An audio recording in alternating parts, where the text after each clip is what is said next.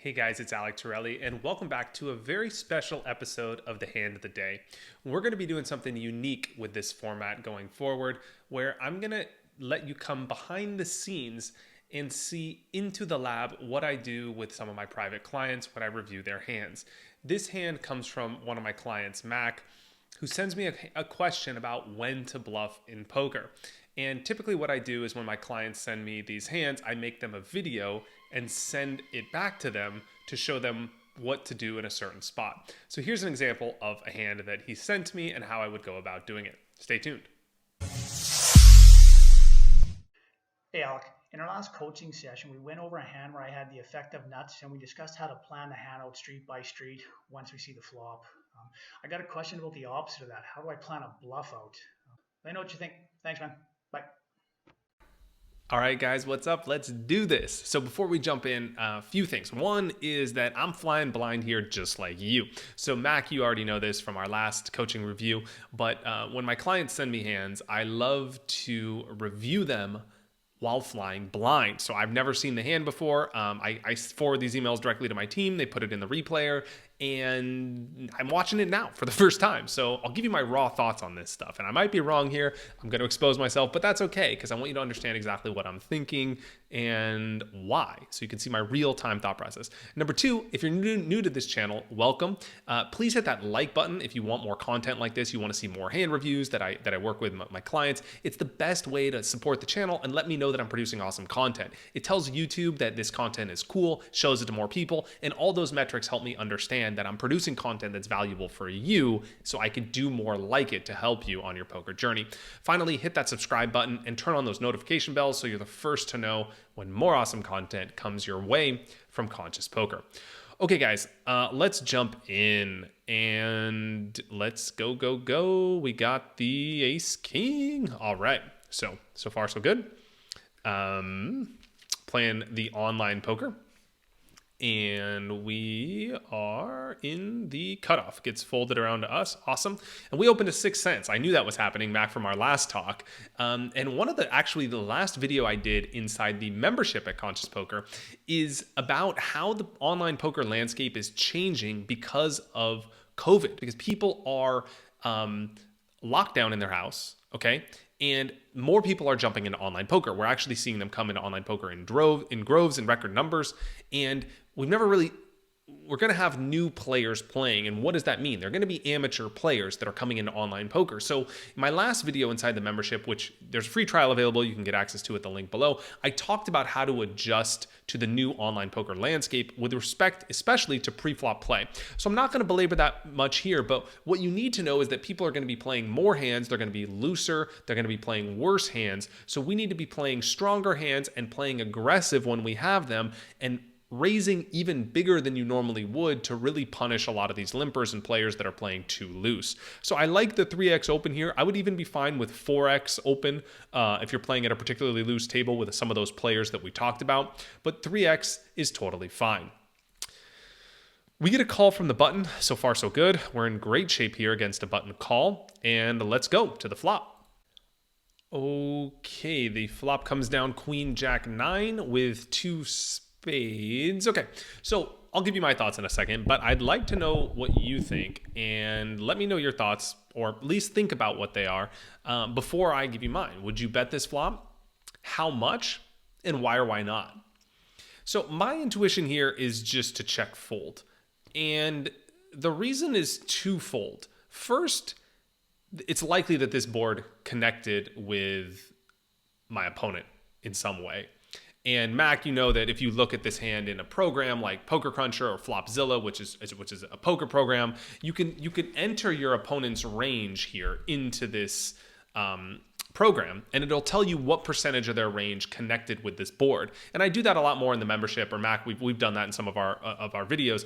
But you can see here that you'll be able to see that if you look at all the hands they're calling with pre-flop, a large part of the time they're going to have connected with this flop. And that's the point here. Without getting into all the technical stuff, you'll see here that they'll have a hand that's strong enough to call this flop often enough that betting is not directly profitable, meaning they're not going to fold often enough for a bet to be profitable. Now, the second reason I don't like betting is because if you take that one step further, there's not that many good turn cards for us to bet. Like, what are we going to do? If the turn's a 4, we're just going to bet again. We're kind of flying blind here. Like, we don't know where we're at. We don't know if our opponent's going to fold the turn. There's not that many great turns for us to bet. We're kind of just guessing. So because it's not like a situation where we're going to be in a favorable spot, nor are we currently in a favorable spot, I don't really see a way out of this. Actually, the way out is to get out. It's kind of like, you made an investment, it went down a little bit. Before you want to lose the rest of your money, you save what you have, right? And that's kind of the situation we're in here. I don't like losing, but what I like less than losing is losing more than I need to lose. So I feel like we're in that spot here, but I know something's got to happen. Otherwise, you wouldn't be sending me this hand. I know you didn't check fold here. So that much I know. I love you, Mack. All right, so we get a 6-cent bet. Okay, now the first thing I want you to think about, and one of the key takeaways, I can already tell you, one of the key takeaways coming out of this video here, so listen up, is how do you deal with these spots, okay? So the first thing you want to think about is how big is the bet and how big is the pot? Okay, so the pot is 15 cents, the bet is 6 cents, the total pot is 21 cents, right? We're there, everybody's there. The bet is 6 cents. So the pot odds we're getting is 21 divided by 6, which is about 3.5 to 1. Now, you'll know if you take Mastering Poker Math, it's a course that's available to you within the membership, that you're getting 3.5 to 1. So your break-even point is 1 out of 4.5, which means you need about 25% equity. Okay, 22.5%, but whatever. Let's call it 20%, 25%.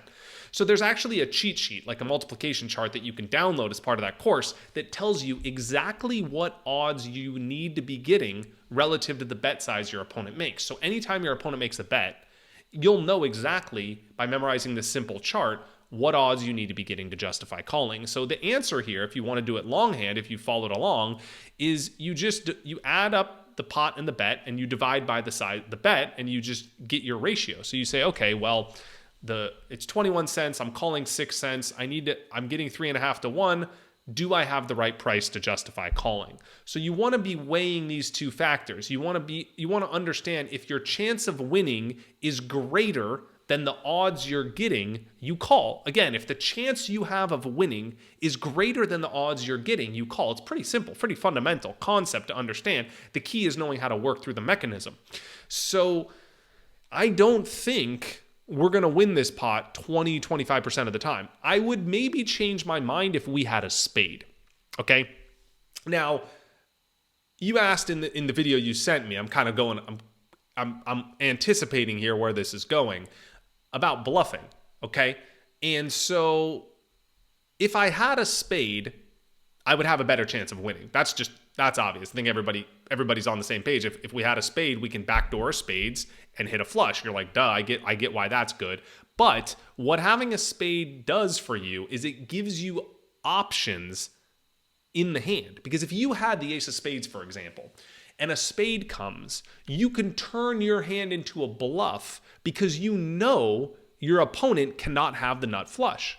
So you're bluffing into a weaker range of hands from your opponent because you have what's called a blocker, a card that prevents your opponent from having the nuts. You can use that to your advantage by either, leading out if a spade comes or check raising if a spade comes or something. You give yourself options. I don't know exactly what I would do because I don't know what's going to happen in the hand yet. I don't know if the turn's a spade or the river's a spade or what my opponent does.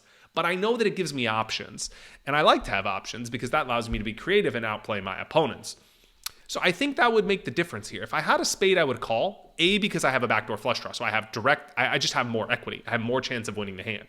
But I also have more chances of outplaying my opponent because I can bluff more profitably if a spade comes, okay? So there's two reasons why, and it's important to understand that second one because that's the one that's kind of understated a lot of the time. So I would fold here, but I'm assuming you didn't because you sent me this hand.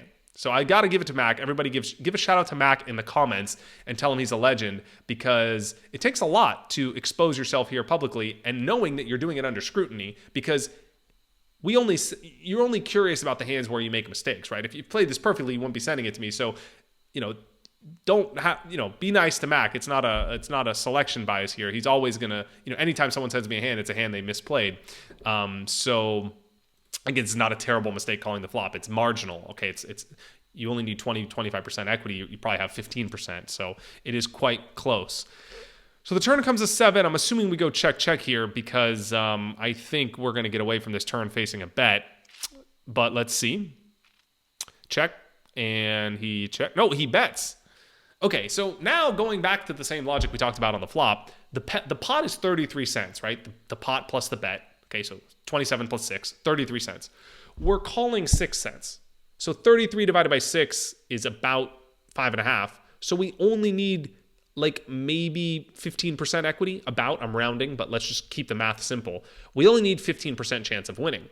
So do we have the best hand 15%, or are we going to win this pot 15% of the time? That's the equation I would be going through. I think the answer is close here. If I did call the flop, I would call the turn just because, if I decide to go left down a road, I'm going left. Not that I'm stubborn and never change my mind. Sometimes I actually turn around and go the other way. But if I decided that on the flop I had enough equity, this is the same equation here.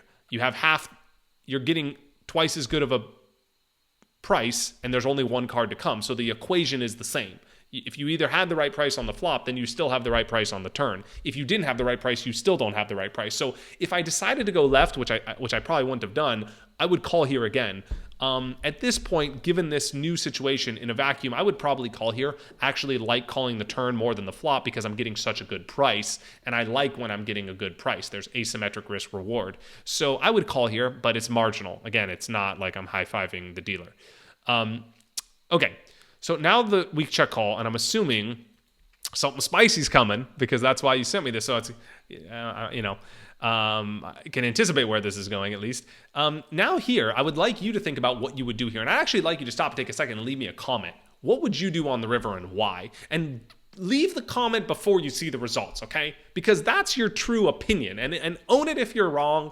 Own it if the results don't match what you think. But at least it's what the real truth is. And that's why I find, reviewing the hands without the results is the only way to do it because it's the truth, man. So let me know your thoughts in the comment below. Would you bet here? Do you like betting here? Yes or no? How do you like how we played the hand so far? Let me know your thoughts in the comment below. All right, so I actually am going back to my flop thesis here. If I had a spade, like the ace of spades, I actually wouldn't really mind bluffing here because, this is one of the worst hands we're going to wind up with. No pair on the river. It's hard to have a worse hand than this. And if we had a spade, we would know our opponent can't have the nut flush. He can't have ace 10. Ace king, he would have raised preflop, so he can't have ace king of spades. Ace 10, ace 9, the 9's on the board. Ace 10, ace 8, ace 7, ace 6, ace 5, ace 4, ace 3, ace deuce. 8 combos of spades he can't have. So that's 8 combos of hands that our opponent cannot have. 8 combos that we could have. So it's way less likely he has a flush. Of course, he can't have any flush combo with a queen, jack, or 9 because they're on the board.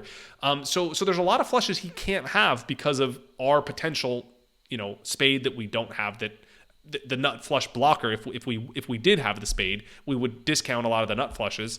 And then he can't have a queen high flush, a jack high flush, a 9 high flush. So there's really not that many flushes he can have here if we did have the nut flush blocker. And I would actually like a bet here on the river, and I would probably bet big because I would be representing a flush or nothing. So I would want to bet big to make it hard for my opponent to call. I would want to make it difficult. So, but because I don't have that spade, I'm just shooting in the dark. I have no idea where I'm at. Like, he can have a flush. He bet the flop. He bet the turn. Why can't he have a flush? I don't have any information about his hand to know whether or not he has a flush. I'm just guessing. And I don't really like guessing when I'm betting a lot of money relative to the pot. I don't just like betting the size of the pot on a prayer because that's gambling. I don't really like to gamble. I like to make bets where I know I'm a favorite. So I wouldn't bet here. I would just give this pot up. And that's what I would do. But I'm assuming we didn't.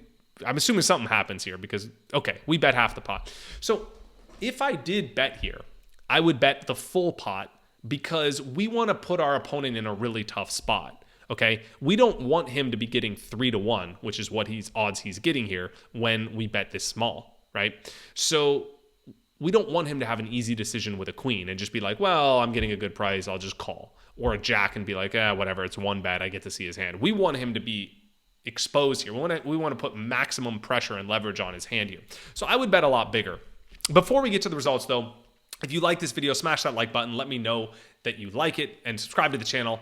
That's the best way to let me know you like this content. If you want more videos like this, where I go more in depth and actually walk you through the lab, some more in-depth content, along with a linear structure to help take you from exactly where you are, walking you through how to do practical things like manage your bankroll, achieve your poker goals, set a plan in place for your poker future, along with the linear structure for how to progress on your poker journey, walking you through the fundamentals, the math, mastering hand reading, everything you need to reach that next level, check out the membership at Conscious Poker. It's available at the link below. You can visit consciouspoker.com and click on products or membership. You'll find it right there. Free trial available, so no risk to you. Only stay if you like it. I'm confident you will. That's why we offer a free trial. But check that out. And also, if you'd like me to work with you on your poker journey, of course, you can hit me up and we can do that together as well. But let's jump into the results here and see what happens. He calls 20 cents and he has tens. Oh man, tens with no spade. Okay, so this tells me that this type of opponent is not the player to bluff. Okay, this bluff is actually going to have, no success frequency, because if he's calling with tens, he's also going to call with a jack and he's also going to call with a queen, right? So if he's calling with a worse hand, he's going to call with all his better hands, which means this bluff is not going to work hardly ever. So this is not the type of opponent to bluff. Since you're playing online, I would actually make a note about this player that he's not a good player to bluff. And in the future, I would value bet against him more often. So I would bet bigger with marginal hands for value to exploit his tendency to call too often. And if I was playing live, I would make a mental note about that as well. So I hope that helped. More awesome content's coming your way. Stay right here at Conscious Poker. Stay safe, be well, social distance. I'll see you in the next one.